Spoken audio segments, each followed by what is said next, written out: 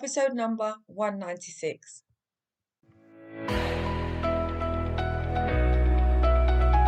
Hello, you're listening to the Career Changemaker podcast. Having the courage to leave a career that you have worked hard to build and try something else can be tough. So in each episode, we dive into key career change strategies so that you have a clear understanding of what is required to transition into a new role or a new industry without feeling like you have to start at the bottom or have to take a massive pay cut, because ain't nobody got time for that. If you are ready for frank and honest discussions about how to become a career change maker, keep listening. I'm your host, lawyer turned career strategist and executive coach, Janine Esbrand.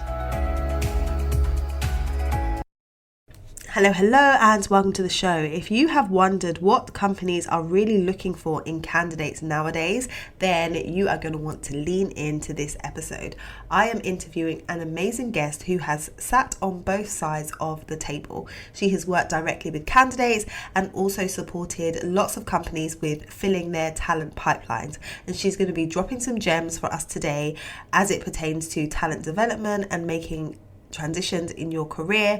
So without further ado, let's lean in to my conversation with Elena. Hi, Elena. I am so excited to have you on the show. Welcome. Thank you. Good to be here. Let's kick off by you just introducing yourself and letting everybody know a bit about you and your background. Sure. So, I always say long story short and I end up telling the long story, so I'm going to try to keep it short. I've started my career in higher education and learning, and a few years into that, I decided that it's a little bit too slow and a little bit too, boring for me, so to say. No offense to my higher education folks. And then I decided to kind of shift towards corporate learning. I said, okay, I really need something that's more result-driven, something that has that like metrics to it. And so I decided naturally that, working with younger generations of traditional students moving towards adult learners in the corporate world. So I've kind of made that shift into learning and development. And then in 2019, when I was still based in Dubai, UAE, I co-founded a company with a business partner of mine, Yvonne, and it's called Bessern. And we focus on performance and well-being in organizations. So, and then since then, I've also been kind of dipping my toes in building up talent pipelines for small companies. And I'm based now in Washington, D.C., right outside the Washington, D.C. metro area, and doing just that today. And I have a bunch of other hobbies that I'm really passionate about, which one of them is podcasting, as you know. So you've been on my podcast. So it's always great to chat and share some knowledge. Oh, I love it. So interesting. I love it when I speak to people who have such interesting journeys where it's like, I didn't just do this one thing. I did this one thing, then this other thing, which led to the other thing. So let's dive in a little bit into the transition piece, because a lot of my audience are either thinking about making a career change in the process of, or just coming out of doing one and like trying to navigate their way through their careers now. So when you said, you were in a place where you were kind of bored in the work that you were doing, and then you started thinking about what next you could do, how did you approach that? So what was what was the behind the scenes kind of process that you went through when you were like one day just sitting there thinking, I need a change? What did you then do next?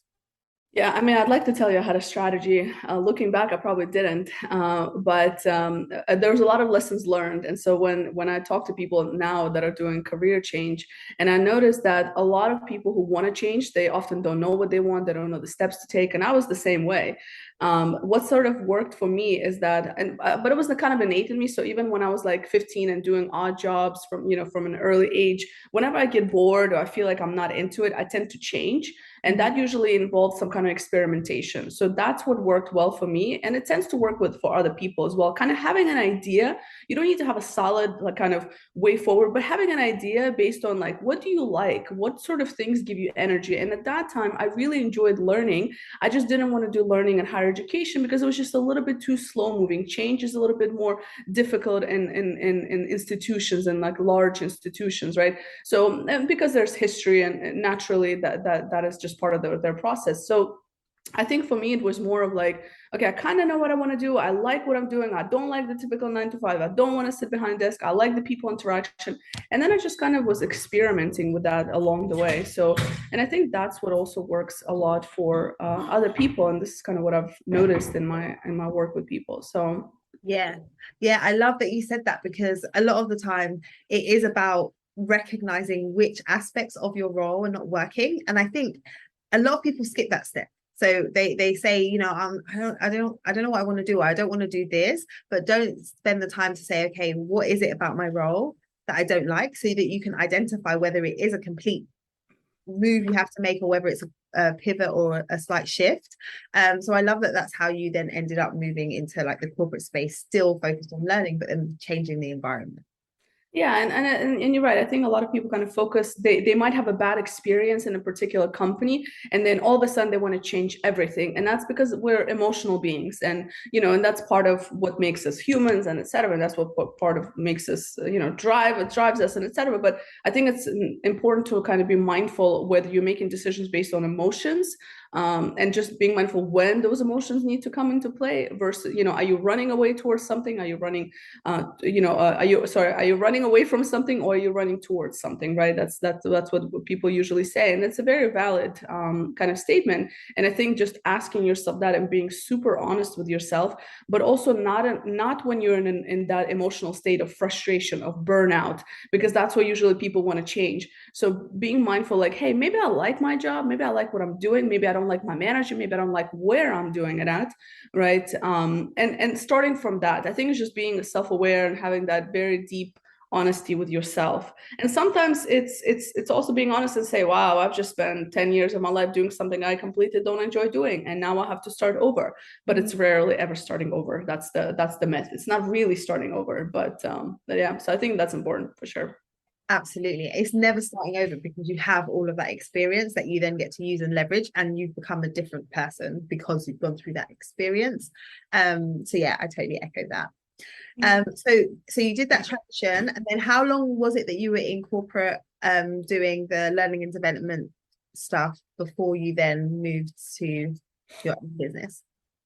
Not long at all, actually. And I think another important, now that you asked me, I was like, not long ago, not long at all. So what happened was, and I think this is important for people to take away. So when I always had some kind of side hustle. Like I was always doing things on the side. I was always experimenting. I had my safe kind of 9 to 5 job. I was doing that, but then I was always kind of creating opportunities for myself, whether it was random projects, paid or unpaid, volunteer opportunities, experimenting and doing things I had no idea what I was doing. Like looking back, I was like, wow, like I had no business doing like learning and development stuff back then, but that's how you learn. Like that's how you learn. So for the longest time, it was kind of like a side hustle, and that's how I made the transition. I was doing different certifications, mainly because to justify to myself that I can do it. But frankly speaking, I think certifications are not useful in many cases. It really depends. So, but that's usually the route we tend to go to. It's like, maybe I need to get more education just to feel more credible for ourselves, but we don't necessarily, right? So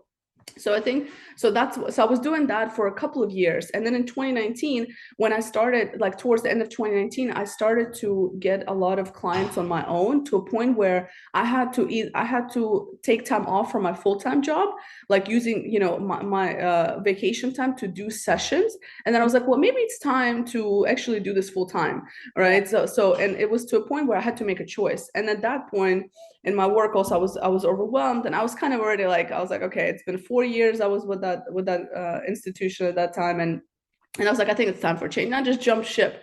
Was I ready? I don't know if you're ever really ready. I think that you're gonna suck starting off no matter what you're doing, and I think that's important to understand. Could I prepared a little bit better? Maybe, but I kind of just jumped ship and dove in, and luckily it worked out quite well. And unfortunately, COVID hit a few months after that. And I think that, and originally I was going to wait until early 2020 to really jump ship. And I was going to quit right around when COVID hit. And I'm glad I actually quit before when I was planned, before and then when I planned, because if I quit during COVID, and coaching and training and learning and development is one of the first things that will get impacted in a company when there's a downside, right? In many cases, not always, but in many cases. So, and then we got really hit with the company. But if I wouldn't have had those few months before COVID hit to prove to myself that I can do this, and I was doing it, and I was generating revenue, and I had clients, and I was busy like for the first few months. So that was a nice kind of, looking back, I'll always say, if I would have waited till what I originally wanted, I wouldn't have had the confidence to continue. So when COVID hit, because that we took a big hit, but I mean, we were fine after a while, so it was okay, you know. Yeah. And the way you just said creating opportunities, can we talk more about that? Because even this month, I'm like talking about being proactive when it comes to your career development, and creating opportunities is something that can be so simple with consistent effort. It's not necessarily easy, but it's simple. But so many people don't think to do that because we're kind of like conditioned that you get a job, you get your head down, you do your job and you deliver. But let's talk a little bit about creating opportunities and how and why people should be doing that. Sure.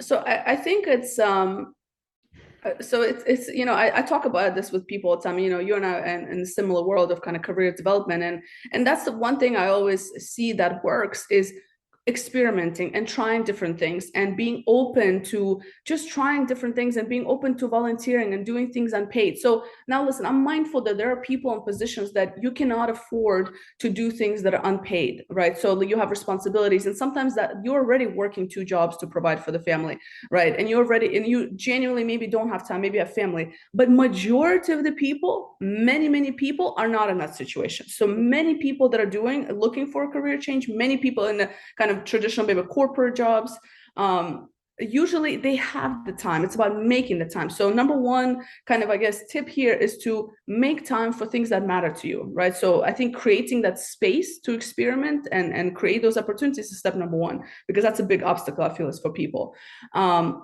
And then step number 2 is really identifying areas that you're interested to kind of experiment with, and then finding platforms that can help you with that, finding networks, being open to those opportunities. I always feel like it just comes down to this notion of, you know, if you think of something, you might actually recognize an opportunity. If you have an idea of what you want to do, you might be able to recognizing opportunities that might be sitting right next to you, but you don't recognize it if you don't have that mindset to where you're open, you kind of have an idea of what you're looking for, and you're willing to do whatever it takes. So I think mindset is a big part of it. And then finally, really just surrounding yourself with networks, again, platforms. I don't know about in Europe, but in the US, there's a great platform. It's called Catch a Fire. Of course, Lunch Club as well. There's a number of different platforms that are really good for networking and sourcing those opportunities. So Catch a Fire is a platform where you can actually pitch yourself for volunteer projects, and I can drop it so you can share it in this episode notes. But you can actually pitch yourself to different projects. I mean, and they vary from one day to a few hours to a week to a month-long projects. And this is how you build up your experience in a particular area, especially where you don't have experience. So of course it's unpaid opportunities, but nonetheless, it's a good one. So Catch a Fire, for example, is a good one where you can actually pitch yourself to projects and volunteer opportunities, and it really varies projects size and time from a week to months to a few hours. And that's a really great platform to start building up your skill set and getting some experience under your belt. Because frankly speaking, when you're looking at opportunities, people don't really necessarily care if it was paid or unpaid. They just care that you can do the job, and I think that is important, and that is a lot of people don't recognize. So Catch a Fire is a great one. Lunch Club is a great one because it allows you to connect with different people around the world, which can generate opportunities. And I think it's also vital to remember that at the end of the day, it's not a magic form. There's no magic formula. And it's not like you're going to have one conversation or 10 conversations and you're going to generate that opportunity and create that opportunity. It comes with experience. And this is where I cannot stress the experience part, the putting yourself out there, the trying to talk to people and trying to find where can you add value to that person. And there's really no way to do it but to do it, and maybe make yourself look like a fool sometimes because you don't know what you're talking about. But eventually you start to know how to tailor your conversations. You start to recognize like, oh, I can actually help this person X, Y, and Z. You become better at asking the right questions that can help you identify what is this person really struggling with, and how can I add value to them in their pain point, whatever it is, whether it's individual or company. So I think that's what works. And and I wish there was like a magic stick that we could use, but the reality is it's just trying different things, and Yeah. that's how you learn. Like it's very difficult to do it otherwise. Yeah, absolutely. And it's like you said, just exercising the muscle and just doing it, and you get better as you go. And I think even us having this conversation and us doing this interview is a great example of being proactive. So Elena reached out to me on LinkedIn because saw that we do similar work and we're in a similar space, and invited me to be on her podcast. And because I've been on her podcast, I was like, hey, you can come on my podcast. So literally you're building connections with people, and you never know what that might turn into in terms of a project or a collaboration. So even just looking around at who is in the space that you're either in or that you want to move into and that you can connect to, and then you never know like where that can go. Yeah, and that's such a good point, because and another thing that's important is being genuine and being truly just authentic and genuine in your approach. Perfect example. On my podcast, I invite people all the time, right? And so I was talking to, so just to give you context, so part of my work is also I outsource certain things with the company that I'm working with right now. I outsource certain like trainings and coaches for them, right? And I was talking to a couple of people on my podcast that do exactly the kind of thing that I need right now. And I ended up, and I had no idea going into it that they were going to actually be great for this other thing that I'm looking for somebody for. And naturally, and they were so great that I was like, actually, this person would be great. This is exactly what I need right now to solve a problem that I have for this company. So and I offered the opportunity to them, and now we're working together. And that happened with 2 people in recent months, and that's because they were just genuine, and I knew they weren't trying to sell themselves to me. We were just having a chat on my podcast about what they're doing and etc. And to me, I've recognized, I was like, they should be really great for that. And I think that is underrated. I think the you just being passionate about what you do, doing your thing, putting yourself out there, creating great content, right? But doing it not with expectations going to generate something, just putting content out there. And the thing is with content, it eventually actually by default will generate something. And actually, when we started Bessern in 2019, and we do a lot of marketing and kind of lead generation and all of that, and I cannot tell you how much content is what drives our leads just by, I don't know, by default. It just drives it because people see us in action. They see us that we really care about what we do. They see us in action, and we're consistent, and that builds credibility and trust. And that is the most important thing, is to have a network that sees you as credible, that trusts you, that likes you, and that sees that you're consistent. And I think that is very important. That is so important. And I think so many people are not thinking in that way in terms of like creating content just around what you're good at, what you're passionate about. And there's so much more opportunity now than there were even 5 years ago in terms of how easy it is and the tools that we have and the platforms that we have. So it's kind of like, guys, you got to use the tools that are available to you so that you could advance in your career. So I wanted to ask you a little bit I wanted to talk a little bit about current trends in the marketplace. I want to talk about quiet quitting, because when you're on LinkedIn, literally over the last 2 weeks, everyone's got an opinion on it. And I'd love to hear you share like your thoughts on, and it's not a new thing, right? It's just this phrase has come up, but the whole concept isn't a new thing. But just generally, like, what are your thoughts about quiet quitting? I literally was just talking. Somebody asked me, I was on a different podcast yesterday, and somebody asked me the same question. I was like, listen, I feel it's just a trend.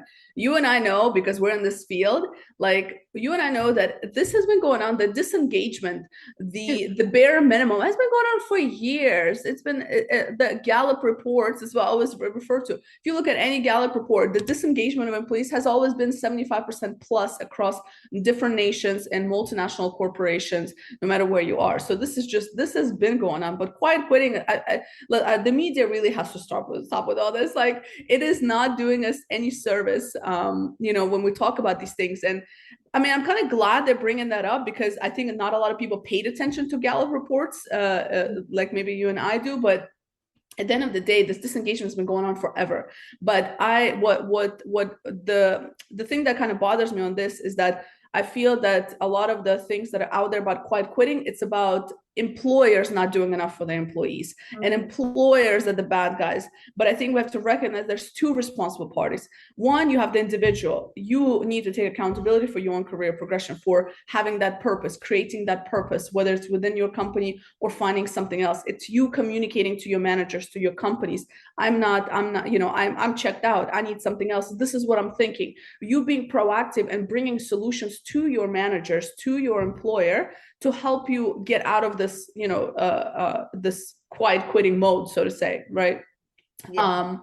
And on the flip side, yeah, companies, there's things that they can do better, but I feel ultimately as an individual, you have a lot more power in your own career development and really taking ownership of that versus just waiting for the world of work to change or for the companies to change. You know what I mean? So I think that it's a twofold. I think it's a trendy word, and it's just another thing. We went from great resignation to now quiet quitting, and now whatever else might come next. So we did burnout already, so we're done with the burnout. So now we forgot about that. The well-being, the mental health. Now we're quiet quitting. So it's like something else to talk about when it comes to the job market, I feel. Yeah, I totally agree. And I actually did a live stream the other day on LinkedIn about like how quiet quitting can impact your career and like how you need to be thinking about it. If you're in a position where you feel like all that you can do is completely disengaged, then you're not in the right seat. Like you need to go and find another role, whether it is within the organization or elsewhere, versus just being like, I'm just going to stay here and coast in this role. And I think the proactiveness that you just mentioned is so required in individuals. So yeah. And I think it's just people really just have to be honest with themselves. And again, I am empathetic to those situations. I've spent 8 years of my life in the Middle East, and there are certain situations that you just don't have a choice. You really genuinely don't have much choice when it comes to having that career you feel purposeful. But sometimes it is, for many people, just getting that paycheck and providing for their family. But again, majority of the people are not in that situation. Particularly majority of people probably listening to this podcast, majority of people working in those traditional kind of corporate settings, multinationals, et cetera, from specific kind of educational and experience backgrounds, they're not in that situation. So we have to be realistic with ourselves. Like, are you actually doing what you need to be doing to make that change? Or are you paralyzed because you have a fear of change? Or is it because you don't know what the next steps are, but then, find a way to figure that out, whether it's, I don't know, listen to podcasts or getting a coach if you can afford one, whatever it may be, right? So I think just keeping it real with yourself, because as you said, it's your career at the end of the day. Like, you know what I mean? Like, it's like, I don't get that. I don't get that blaming the external for me not wanting to be productive in my work. Then change your job. You know what I mean? Change your job. Yeah, absolutely. So when you because you work on both sides, so you are with Bessern, you're working and you're supporting organizations, but then you're also working within organizations to help them build up their talent pipeline. How, like right now, as there's a lot of movement in the marketplace, how should or could people be best positioning themselves for opportunities based on like what you're seeing companies wanting and needing right now? Sure. So I think it depends on the industry, and I can speak from the tech industry. So I work with a lot of really techie, analytical kind of software developers, people. So I can speak from that perspective. But I think industry matters. So just being mindful of what I'm about to say. But in the tech industry, I think, although it's a very hot and trendy industry, I think what companies companies look for in individuals right now, and I see this day to day, is that even I do talent acquisition for a company as well. And what I see is that the conversation has shifted over the last couple of years from I need somebody who's technically strong to I need somebody who can problem solve, and I need somebody who has potential. Mm-hmm. And I don't care if they hit the ground running. I just need them to have potential, and I can train them on the skills. So the shift on soft skills, the shift on people management, communications, problem solving, creativity, go-getter mentality, self-starter is becoming more and more of a request of senior managers, CEOs. And we see this in reports as well. I mean, I'm a huge fan of reports because they give a nice trend and you kind of see what's happening in the market. And if you look at whatever report you want to look at on the future of work or future of skills required, if you look at what CEOs look for in 2016 and the top 10 skills, a lot of them, the first like 7 or 8 skills were like computer skills and really those information technology skills. And then at the end, you might have like 1 or 2 critical thinking and problem solving. If you look at similar reports 2022 and what CEOs look for, it is soft skills, emotional intelligence, creativity. Can you problem solve? Resilience. Are you going to lose your crap if you're under stress, or can you manage yourself? Can you manage stress? Can you manage your well-being without getting burnt out? That's very important because it's becoming more and more demanding, the world of work in general, and particularly the tech field. Burnout is very high in the tech field, and this is very standard, but it comes down to how are you managing your energy and time. So I think focusing on having that balance of both, and the more for the more senior folks, it really becomes more of people management. So having a stronger people management background, somebody who can really truly inspire and motivate change in a team and drive that, I think has become important. For those entering the job market, I think tech skills are still very important, but also communication, ability to kind of sell yourself is equally as important. Yeah. And I mean, given that we've had the pandemic and we've gone from having a somewhat stable work environment to like everything's moving, changing all the time, it makes sense that you need people who can really lean into those soft skills and be resilient and adaptable and flexible. But yeah, thank you for sharing that. I think that's really important for people to think about. So what are you most excited about next in terms of what you're working on and your career? I think what I've learned is that I really enjoy building up young talent pipelines. When we started Bessern, we focus more on that mid-level to senior level professional. So that's kind of our audience on the Bessern side. But some of the work that I do with other companies, I realize that that's where I relate to the most. And I think part of this is because I started my career in higher education, and I did not leave higher education because I didn't want to work with young people. I left higher education because it was too slow to change. And I got bored because I would wait for results and I would wait for things to take some kind of action and change. And it was just too bureaucratic for me. But I always enjoyed that piece working with the youth, because that's our future talent pipeline. Those are the mid-level and senior level managers. And now when I work with mid-level and senior level managers, and I'm like, I really should have been having this conversation. Somebody should have been having this conversation with you when you were here. Yeah. You know what I'm saying? And so I feel that's where I want to make the most impact. That's where I can make the most impact. I don't work with executives necessarily. It's more of that mid-level to senior level. It's kind of, was my niche over the last few years, but I see myself shifting more towards the young talent development. And so that's what I'm most excited about. I've been doing that for some time. And every time I run these programs and I meet with these, young people, I say, this is where it's at for me. So I'm excited about that. Do you know why that's so cool? It's almost like full circle moment, like where it's like, oh, you started there, you did shift, but then you've gone back to like pick up the part of it that you did like, that you weren't able to like take with you initially. And I think it's so interesting that sometimes when we look back on our careers, and whilst it might look like you're making lots of moves, when you connect the dots, you realize that things like build upon each other, and you ultimately end up doing or working in a way that is fully aligned to you. And I think that's beautiful. Yeah, thank you. Yeah, and this is what I was saying. Like, it's just experimenting and sticking to what you enjoy. Yeah. Eventually, you're going to be good at it. Like, I was talking again to somebody yesterday, and this person, and he's really passionate about talent acquisition, and he puts in a ridiculous amount of work hours. But he's like, I don't even feel it sometimes. He said, it's just time, because he enjoys it. And I think it's so important. And I'm realistic in terms of like, not everybody's going to find that, somebody they're going to enjoy all the time, every day, all day, but you can get to that 70%. Yes. And it might take you a month, it might take you 6 months, it might take you 5 years or 10 years. But if you maintain that curiosity, and if you continue to kind of work towards that and have that vision of what that ideal kind of day-to-day might look like for you, I truly believe, and I've seen this over and over again, and I'm sure you have as well, that you get there. It's just staying consistent and patient and continuing to go. And sometimes that means taking a job that's a stepping stone. Sometimes it's changing and realizing that was a mistake and changing back. but not being stuck because you feel like, oh, well, you know what, I've been here and I might as well, I've put so much effort to be here, let me just stay here. Because I think that there's a lot of ways to make money, grow in your career, and truly enjoy what you do. Oh, love it. Gems upon gems. Thank you so much for sharing that.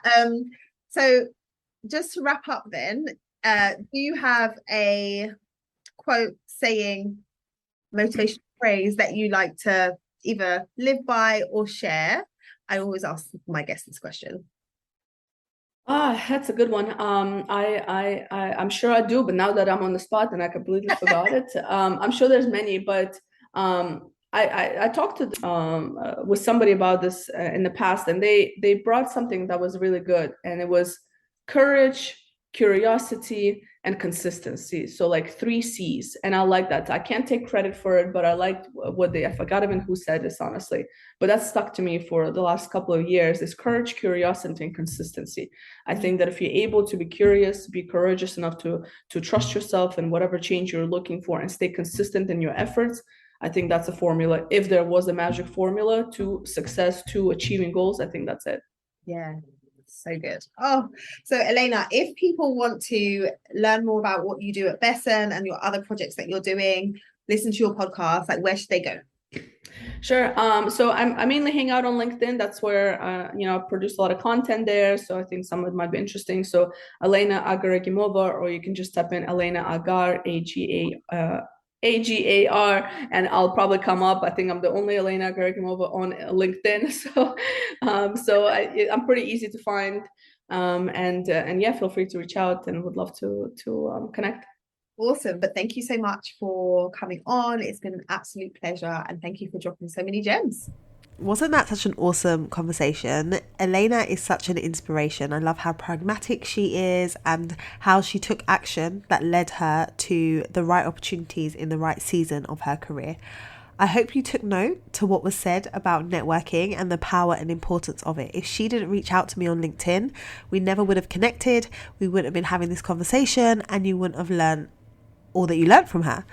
So pay attention to that. Make sure that you are strategic and intentional about your networking efforts.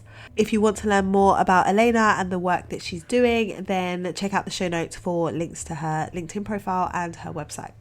All right, that's all from me today. I'll be back very, very soon. Until next time, look after you and keep moving towards your career goals. If you enjoyed today's conversation, be sure to subscribe to the show so that you don't miss any future episodes. Also, I would love to know what your biggest takeaway has been from today's episode. Come over and join us in our Career Changemakers community over on LinkedIn so that you can join the conversation there.